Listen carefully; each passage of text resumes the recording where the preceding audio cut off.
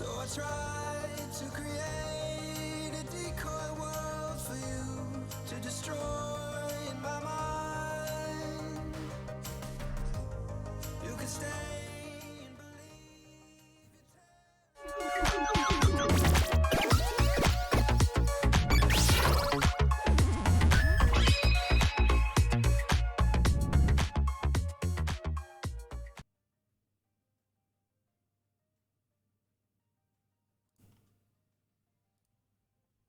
and Hello, welcome to Streamer News, a one that's actually prepared this time. Last time we had some issues with audio sync and render lag and topics not being properly set up. We're good now. I even got my camera color graded. Going pretty good. Before we get started, I did want to call out some housekeeping and general call outs that I wanted to highlight. We're going to be talking about a lot of streaming topics today, and if you are new to streaming, along with the OBS Masterclass that you're probably familiar with, if that's not how you found me, I also have an XSplit Masterclass now available up on the channel. Go check that out if you want to learn XSplit Broadcaster or Gamecaster. I have a new beginner's guide for OBS that went up last week. I have a video on how to stream Doom Eternal because there's a couple specific considerations to consider with Doom Eternal. And over on my second channel, I have my Doom Eternal review. That second channel is dedicated to more gaming-focused content, stuff that doesn't really fit on the main channel, and I have a couple really good video game videos up on that channel that have gone up over the past month or so that I'm really proud of, and I would love if you went and check out. All of those are already linked in the description below. Of course, finish the stream first. We've got quite a few topics to get into this week. Also, next week, my review of the Elgato 4K 60S Plus will go up. I can't tell you probably exactly when, but you'll see it very soon next week. Review of this bad boy going up, so stay tuned for that. Pretty exciting. I can show it off because I already showed it off at CES. But I've had it for about a month now. I've also got an upcoming AverMedia capture card that I can't talk about for a couple weeks, but review will be coming soon as well. Let's go ahead and flip over to the topics section here. There we go. Some of my hotkeys aren't working from my Stream Deck, so we're just kind of rolling with this on the fly. Get the music back in here a little bit.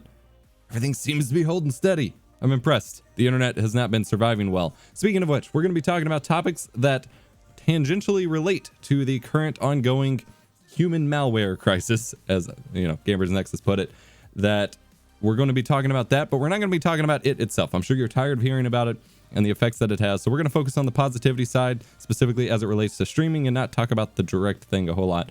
Plus, I'd just rather not get demonetized here on YouTube. So, actually, I have no idea if I set this part up. Lol. Give me just 1 second. Yeah, that's not set up right. Display capture. Had almost everything set up correctly. Here we go. All right. Now we're talking. All right, so first and foremost, we are talking about, this has been Twitch's biggest month, biggest week, biggest couple of days over the past week or so that Twitch has ever had on their platform. Specifically, Sully Gnome has some data here, and then I have a couple other articles we will reference as well. But just last week, the week over week increase from the previous 3 weeks of the month had seen a 20% viewership increase on Twitch, and it was increasing every day. 20% new viewers. They also saw a 35% increase in total number of hours streamed, correlating to a 31% increase in number of people streaming. That's a lot of streaming bandwidth going through the internet. There is a lot more people streaming because everyone's stuck at home at the moment. There is a lot more people streaming and a lot more people watching, which is a very good thing for the streaming side of things here. The camera's not exactly center. There we go. Pretty freaking cool to consider. And Thursday and Friday both hit Twitch's most viewed and most streamed days in their entire history of the platform, which is absolutely insane. And previously, pretty much all of their top 50 days have all been weekends, Saturdays or Sundays, whereas this was a weekday because most people aren't at work anymore. So there's a lot of people here. There's a couple good articles about it as well that I'll just have linked in the description, and hopefully the mods will be posting as we go through here from my show doc. But pretty much there's just, you know, a lot of people at home, a lot of people on the internet, and a lot of people wanting to play and or stream some video games. But it's not just video games.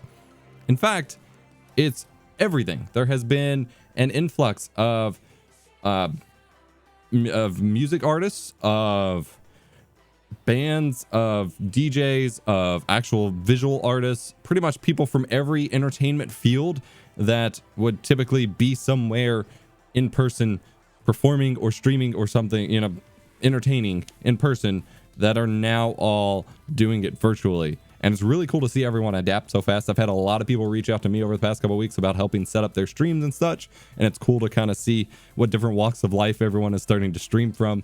Pretty cool stuff. And really, this is just streaming's time to shine, as the title says. I actually led with the topic this time to actually give people an escape from the stress and the anxiety of what's been going on, as well as just something interesting to watch, because a lot of TV shows, production for new ongoing TV shows has kind of stopped because of these things. And so this is the new medium where everyone can go and, you know, get interaction and get a little bit of positivity and get interacted with it. And then specifically, YouTube gaming also saw a 15% increase in viewership as well as of March 19th reports. And then specifically, if you want to start looking locally, Italy specifically saw a 66% increase in live stream viewership. And then there was a 70% increase in overall internet traffic. So lots of different places that maybe didn't have a ton of streamer viewership before are just suddenly getting a lot more. And that is nothing but a good thing for the streaming space. Maybe not so much for the ISPs that are kind of freaking out that everyone is suddenly using all of their video bandwidth. Hi, Steggy. You missed me showing your beefy boy on camera here. Maybe breaking a rule. That's fine. When it comes to, you know, this we're just kind of talking about like individual streaming, like DJs, artists, game streamers, what have you. But there's another side to it as well, and that is in the form of actual sports. Oh yeah, that was the CEO of Elgato Gaming, or former CEO. I don't know what his role is now.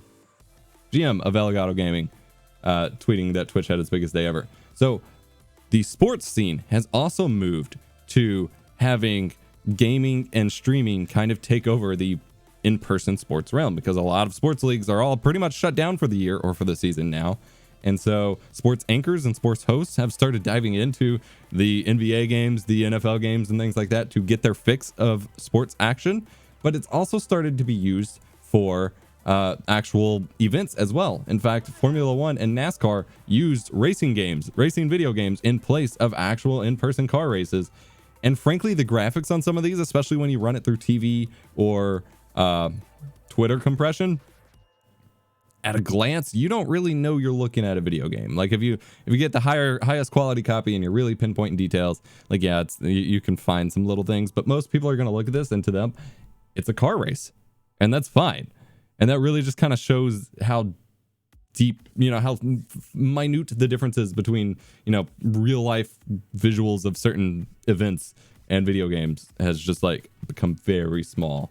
And so both NASCAR and Formula One were using this, and frankly, that's fine with me. Like, this is just as entertaining, if not more, to watch compared to normal racing. Granted, I'm not a huge racing fan. I'm not a huge NASCAR fan or anything like that, but it's still pretty cool. And they were doing some crossovers with the actual, you know, racing sim, esportsy kind of people. Pretty cool. I am super stoked on this, and I love to see, like I said, that people from literally all walks of life are starting to use streaming as their platform. And that includes educators, which we'll talk about in a little bit. Meanwhile, esports themselves have finally started moving to online-only stuff as a result of all of this, of course. League of Legends, Counter-Strike, Call of Duty, pretty much all of them are all moving to online-only, which is fine. But I would think what we're really seeing is just how much streaming and online events can really kind of start to replace IRL stuff. And not necessarily replace in like a mandatory, like, nobody should just talk in person anymore or anything like that. But like, I think there's something to be said for the possibility of making a lot of these events a lot more accessible with streaming and broadcast, and not just in a viewership kind of sense, but in a like participation and actually feeling like you're part of the audience sense. And I hope to see some innovation really start to take off in those fields, or, you know, in those areas of streaming as well, because I think it's very important.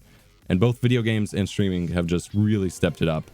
Thank you, John Quattro Gaming, as well as Ice Orb for the super chats. Thank you for Cujo for joining the channel membership, where you get early access to videos, behind the scenes content, and a secret chat in our Discord server. And then a couple other things tangentially related to this. Oh, I don't know why I opened a new tab for that. That's fine. Games Done Quick has postponed their Summer Games Done Quick to August. And then they're doing a Relief Done Quick stream April 17th through the 20th if you're interested in some speed running stuff. And then we had Omid talking about how, you know, this time when there's so many eyes on streaming, there is never a more important time for streamers to be good at what they do, to not be toxic, to not be lazy, to really provide like an involved presence with regards to keeping, you know, viewers happy. And like I said, this is essentially escapism. Like that's the big thing with gaming, you know, positive gaming channels on YouTube or streaming, is that a lot of people go to it at the end of the day of their work day and they just want to talk about some video games. They don't want to keep talking about the world news or the negative things that bring you down. And so I hope to see, as a result of this, a lot less of the crap that floats kind of streaming float to the surface and more of the positive stuff where people actually want to be involved, because there's a lot of negativity and toxicity in the game streaming scene, especially from people who lock themselves into one game and then come to hate that game in 3 months and then complain about that game nonstop as they keep playing it and making themselves miserable. And I hope to see, you know, some of this kind of momentum change a little bit. As I mentioned, if you're new to streaming and you want to get in on all this action, be sure to check out my OBS course, XSplit course, all my stream guides videos. I will get you set up and ready to stream. If streaming in a different sense though is Discord Go Live. And as, oh, you can't see that. As a response to what's going on, Discord has actually expanded their Go Live screen share limit to 50 viewers instead of 10 viewers. Previously, it was 10 viewers. It was hard to, you know, convince audiences to join in mass because you could only have 10 people going. But now you can get up to 50 people. Granted, 50 people all chatting and voice chat at once is probably the worst experience you could have. But if you manage your roles properly and not everyone's yelling into the mic at once or talking at once, then you can get 50 people watching a stream, which is more than a lot of people get on Twitch, in Discord. And we're going to be doing some more streams in our Discord server as well. So go join us. Link is in the chat, EposVox.com/Discord. We will be chatting it up and streaming some pretty cool games. I'd love to see the numbers of Twitch versus YouTube during this time. Previously in the topic, if we go back here just for a second, just because I want to keep the conversation of these going, we did have numbers in terms of growth, in that Twitch had seen an increase of 20% increase in viewership, and YouTube saw an increase of 15% in viewership. But keep in mind that, you know, Twitch and YouTube are on very different playing fields in regards to viewership in the first place. So that knocks out those topics. We're going to get to our unboxing segment, but I need to run a couple ads here real quick, pay some bills, get some stuff ready to go. If you have questions, leave them in chat. We will be getting to those momentarily. Place you can go to get on-stream graphics, alerts, social media banners, things like that to really amplify your stream, make it a lot more polished, help yourself stand out from the crowd, and they're all a little bit customizable to some degree, so you can get exactly what you want. And they even have a cool little visualizer where you can see the alerts and the overlays happen real time to make your decision a little bit better. Head over to eposvox.gg/OWN3D. They always have sales running, so you can save a coin to, you know, get the package that you so desire, because they have some really cool stuff and I highly recommend them.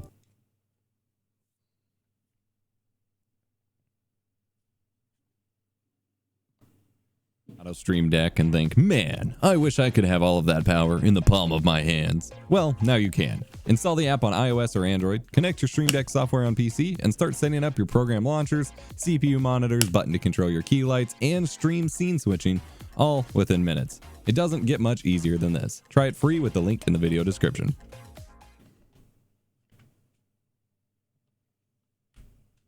All right, we usually have an unboxing segment roughly in the middle. We have a lot of topics to talk about today, so I wanted to go ahead and get it out of the way. But we typically have an unboxing segment in the middle of the show here. And today we just have one thing to unbox, but it is really cool because I'm usually not sent stuff like this. The people over at Sega sent out a box set for the Bayonetta and Vanquish 10th anniversary bundle. This is absolutely sick. This is a big old box. Awesome artwork, big display box. I will have an affiliate link where you can pick this up. It's just the game and the steelbook, not the full box that I have here, but the actual purchasable 10th anniversary bundle up on Amazon. It's only $40. You get 2 Platinum Games cult classics in one, which would be Vanquish and Bayonetta, of course. Fantastic, phenomenal games. Platinum Games does some good stuff. So first in the box, we have these amazing movie poster style posters for both games, for Vanquish and Bayonetta. These are absolutely insane. I love them so much. The art style on this is just, I feel like this was made just for me. It is freaking crazy. These posters are going up in the retro room or in here. I'm not really sure yet, but I'm super stoked. Else in the box here, we have ourselves a t-shirt.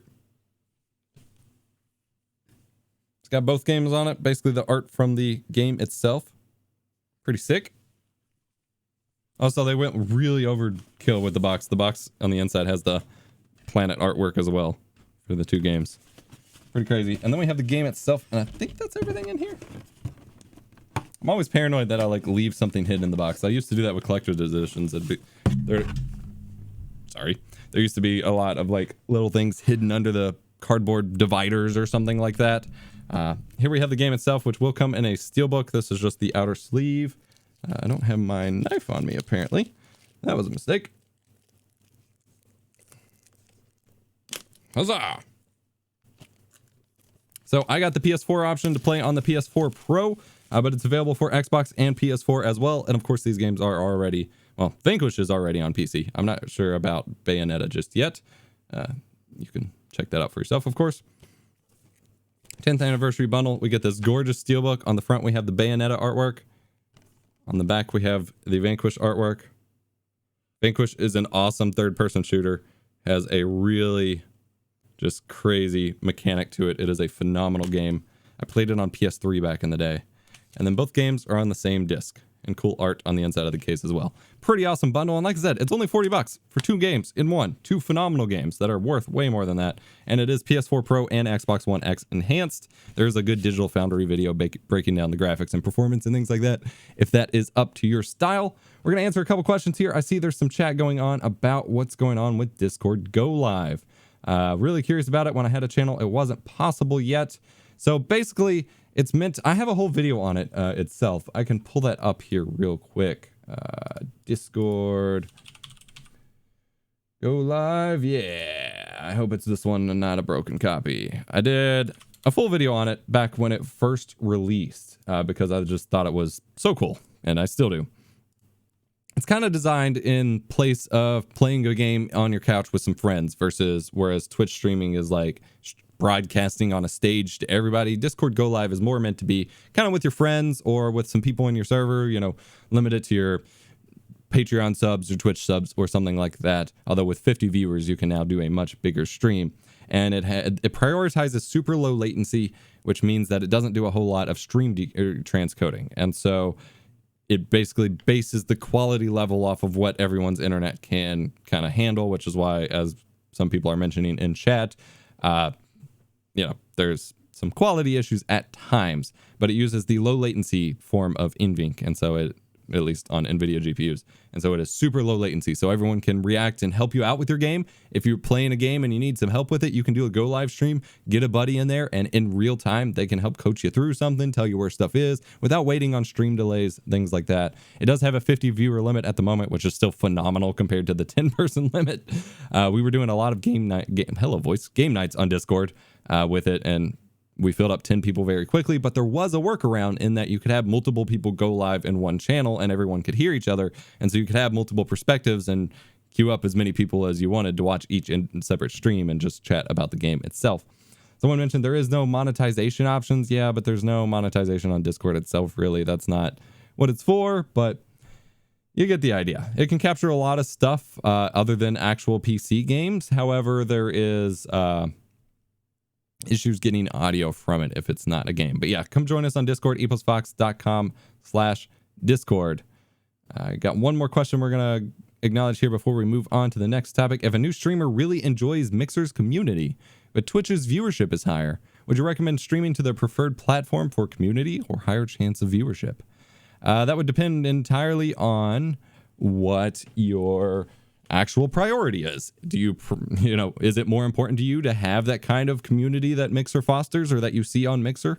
Or do you prefer to have the increased viewership? Because a community is all what you make of it, whether it's toxic or positive or has certain people in it. That is all based on what you put out there and what you tolerate in your own community. So you can build a community you see another streamer have on Mixer, on Twitch with the viewership.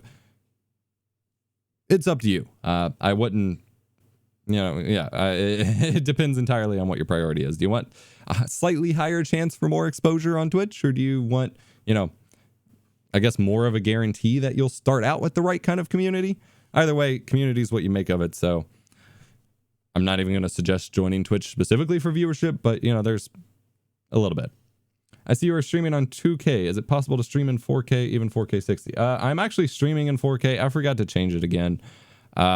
By setting it to low latency stream, it restricts the max resolution to 1440p. Someone else had also requested seeing my current stream settings. I made a whole video about streaming in 4K and my workflow for doing so right now.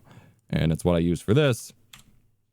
So there's a link to that video in the chat. You can go check that out. That has all my stream settings and specifically why I'm streaming in 4K. The VOD for this will be in 4K because I am sending 4K, but I forgot to turn off low latency mode, so it's limiting me to 1440p, which really stinks. I forgot all about that. Anyway, let's move on to the next topic.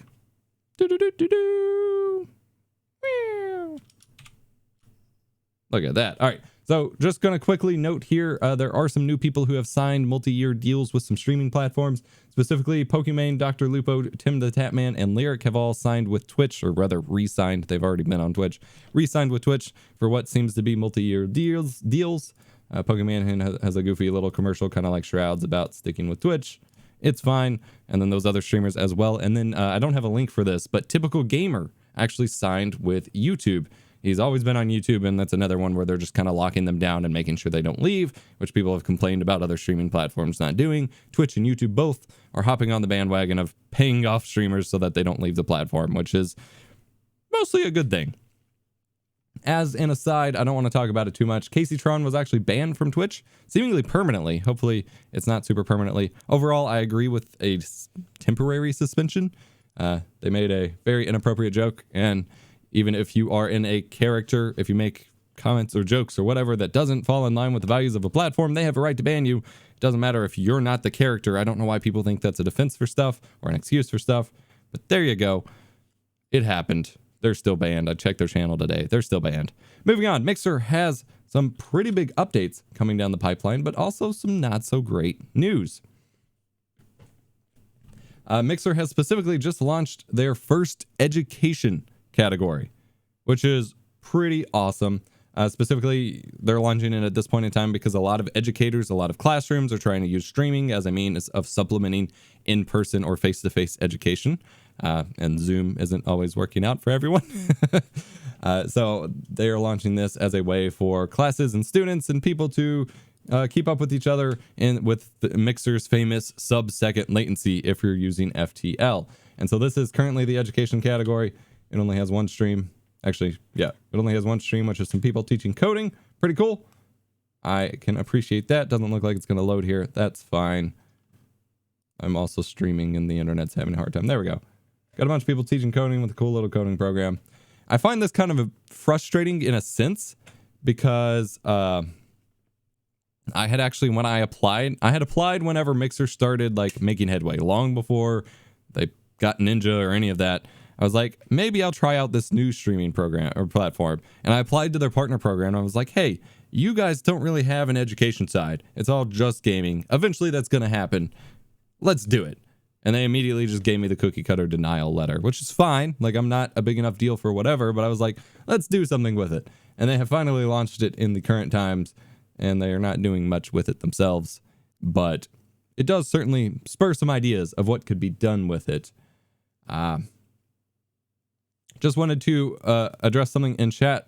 Streamers Haven saying YouTube is the only platform I know that allows for 4K 60 streams. That is not true. Most platforms allow for it. They just don't have a high enough bitrate to make it sustainable. I've actually streamed on Twitch at 4K quite a few times, and it's a reasonable thing to do if you're doing a desktop-based stream. Like if you are streaming desktop work, video editing, or coding, or something like that, streaming 1440p or 4K is totally fine and possible. Because it doesn't need a whole lot of bitrate. But when you're streaming a game or a camera or something like that, that's where bitrate starts to be a limiting factor, and it's not actually feasible to stream 4K because it'll just look like hot garbage. But most platforms will allow for it. They just don't give you the means to do it, whereas YouTube lets you upload pretty much any bitrate. I've streamed at, someone's saying 50 megabits per second is the cap for YouTube. I've streamed YouTube with 100 megabits per second. So not had a problem with it. Currently I'm streaming at 30, but still. Twitch was locked to 6 megabits per second.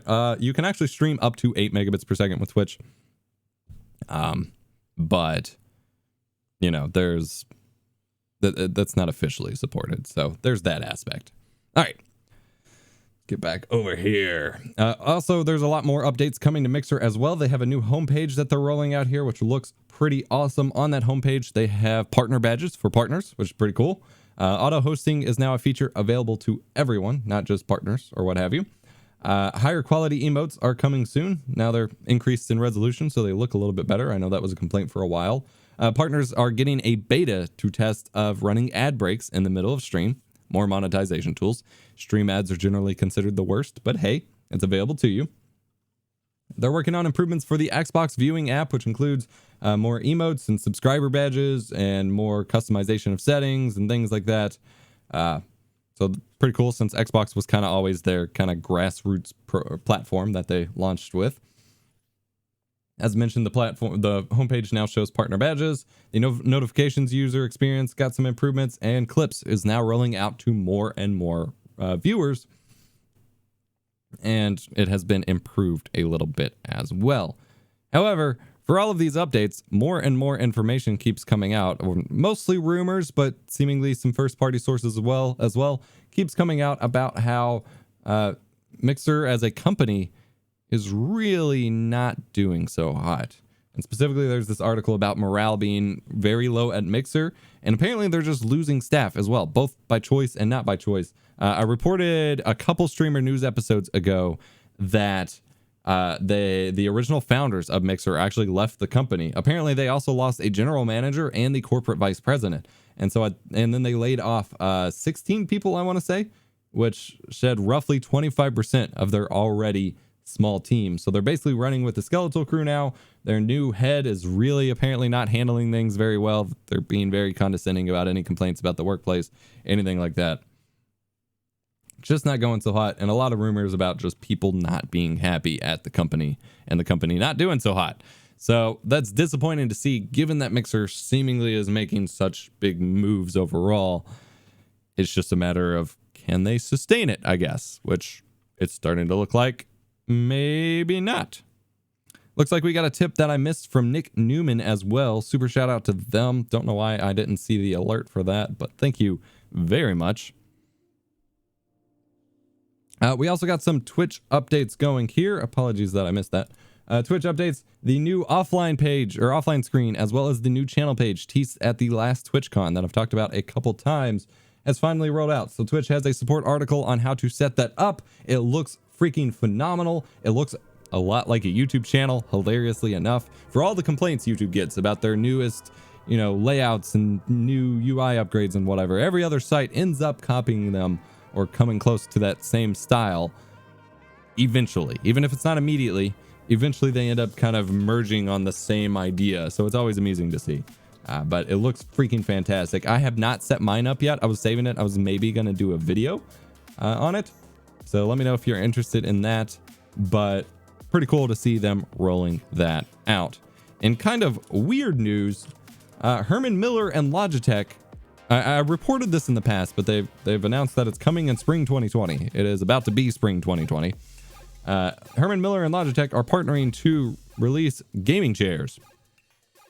Now, hopefully they focus more on the Herman Miller side than the gaming chair side and produce some actual chairs, but also keep the cost low, because that's the problem is hashtag capital G gamers don't want to spend a whole lot on gaming accessories. And even though I continue to argue that the chair is the most important aspect of your setup and should have, honestly, some of the most money put into it compared to your graphics card or monitor or what have you, people don't want to do it. Well, they say it's coming soon. Specifically, some really good quotes that give me a little bit of confidence here. They said, in fact, many of the products on the market today focus primarily on aesthetics rather than research-proven ergonomic design, and that can cause more harm than good. I agree. Hopefully this turns out to be true. We'll see. I don't know yet. I'm going to reach out. I haven't emailed yet, but I'm emailing today to see if they want to talk, since I've been covering office chairs and gaming chairs for a long time.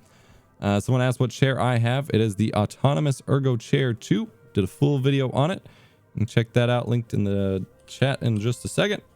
Ergo chair. I've reviewed like 4 different gaming chairs, as well as this chair. The gaming chairs are bad. Super shout out to Isorg giving us the super chat stickers. I forgot those were a thing. We got a hot dog and a hamburger. Don't know what hamburger I can get for $1.49 these days, but maybe something. Thank you very much. Yeah, so spring 2020, hopefully it turns out good, because honestly,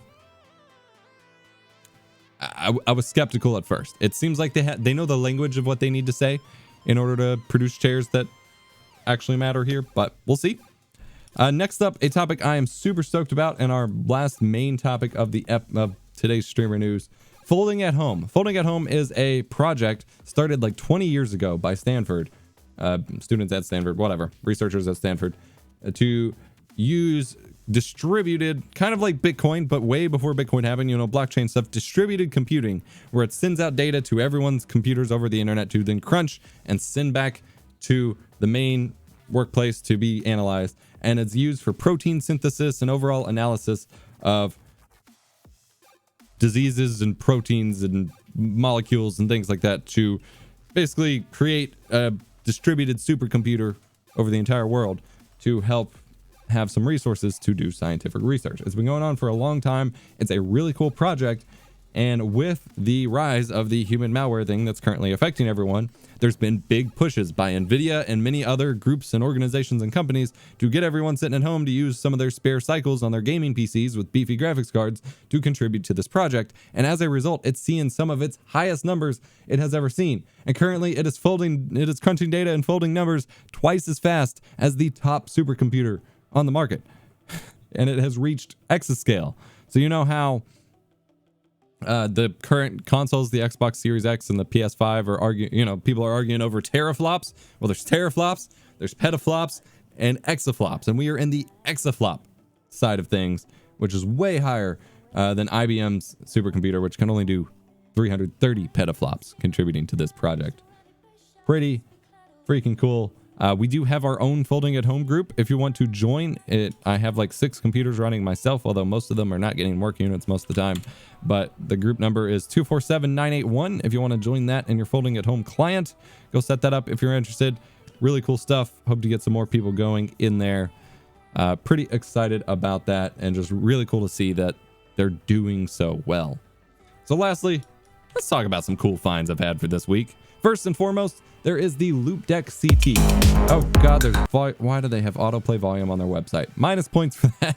So Loopdeck, the original Loopdeck and Loopdeck Plus, was a modular, I don't think I can reach mine from here, but modular control surface with a bunch of dials and knobs and things like that. Kind of like the palette gear that I reviewed to control your photo editing software. And I actually use the Loopdeck Plus all the time whenever I'm doing a bunch of photo editing at once. I included it in a holiday wrap-up video for holiday 2018.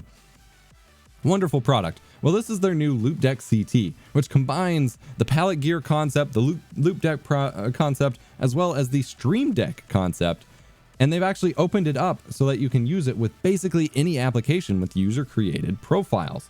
So you've got support for DaVinci Resolve, Avid Pro Tools, Cubase, Excel, Firefox, Chrome, Outlook, Photo Mechanic, Logic Pro, Isotope, a bunch of other programs, as well as the built-in profiles and user-created profiles as well. So it can be used as a stream deck, it can be used as a photo editor, a video editor, shuttle jog thing. It can be used as a control surface for pretty much anything. It is phenomenal. The only downside is it is pretty expensive. There is a really awesome review I'll have linked in the description from Brian over at Bad Sea Tech. He does some really awesome reviews. He's been working on that review for a little while, has some good coverage of it. Hopefully I can get my hands on it at one point. Like I said, it's pretty expensive. I don't know if I could justify, given that I have a desk full of control surfaces right now. I can't justify like buying it for myself immediately, but I would love to play with it and learn it and maybe make some tutorials on it. And there's just, like I said, I use the Loop Deck Plus all the time and absolutely love it. Pretty cool stuff there. A couple other quick cool finds that I have. Harris Heller from Alpha Gaming actually produces music. That's what he did before he streamed and did YouTube. And he's been working on a new album, and instead of just like selling it or whatever, he put it together in a royalty-free, basically giant playlist of music that you can stream without Content ID claims for your live streams and things like that. It's available on Spotify and SoundCloud and a few other platforms. I'll have the Spotify linked in the description below. There's a lot of music in here. I hear it's really good. I've literally only just pulled it up, so I haven't listened to it yet.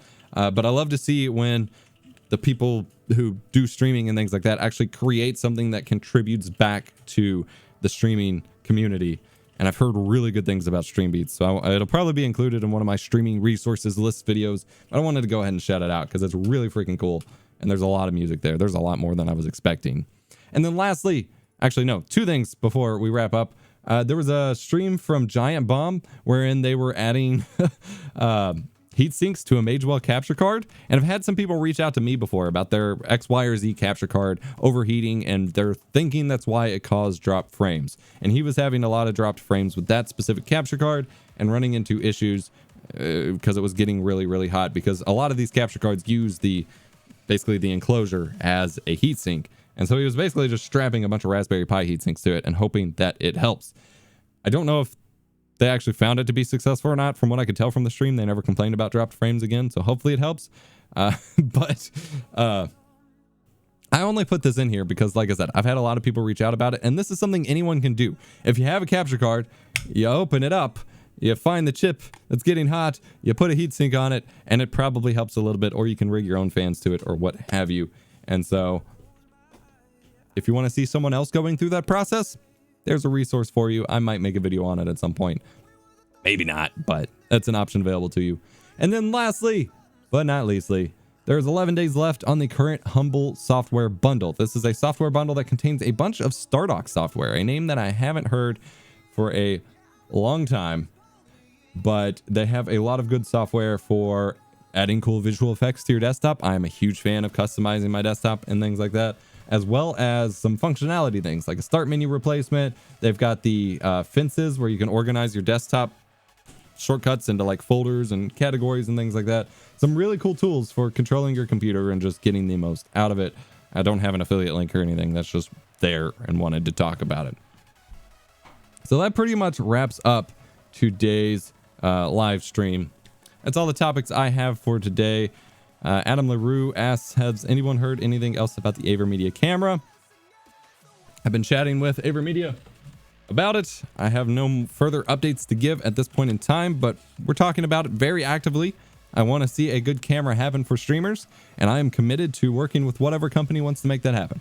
I'm very pushing this concept, even if it's not this particular camera, very strongly. So we're going with it. When will it be available? I can't answer that. It may never be available. That was the idea, was just to get them to push it to make it happen. But there we go. That's it. Hope you enjoyed today's episode of Streamer News. Had a lot of topics covered. Apologies that it was in 1440p again. We'll be back to 4K next week. I'll be sure to change it. Your sound isn't synced. I call bullcrap. I made sure it was synced before I started today's stream. You probably just need to refresh. I made absolutely certain it was. 50 times. It is in sync. Hope you enjoyed today's episode of Streamer News. Lots of good stuff. Go check out the Bayonetta and Vanquish 10th anniversary bundle linked in the video description, and go check out our sponsors for the Stream Deck Mobile if you don't want to buy a Stream Deck and want to use your smartphone instead, or owned if you want to get yourself some stream graphics. I'm EposVox, your stream professor. Thank you so much for watching, and I'll see you in the next one.